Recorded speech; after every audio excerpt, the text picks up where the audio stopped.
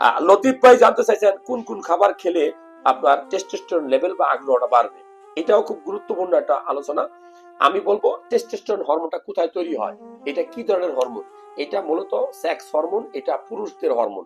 এটা মূলত আপনার 9 বছর বয়স থেকে তৈরি শুরু হয় বেশি, সবচেয়ে বেশি তৈরি হয় 20 থেকে 30 বছর বয়সে। এটা কেন কমে?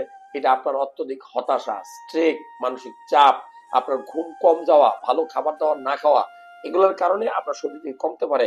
যদি কোনো কারণে আপনার ডায়াবেটিস হয়, থাইরয়েড, অন্য কোনো জটিল রোগ আপনার শরীরে হয়, তাহলে আপনার এই হরমোনটা কমতে পারে। বাড়াবেন কেমনে? ভালো ভালো খাবার খাবেন। নাম্বার 1, ডিম খাবেন বেশি করে, ডিমের কুসুম। নাম্বার 2, আপনি সপ্তাহে 2-3 দিন মাংস খাওয়ার চেষ্টা করবেন, লাল মাংস। নাম্বার 3, দুধ, দুধের তৈরি খাবার খাবেন। নাম্বার 4, সবুজ শাকসবজি, বিশেষ করে ব্রোকলি, পালং শাক, এই ধরনের খাবারগুলো আপনি বেশি খাবেন।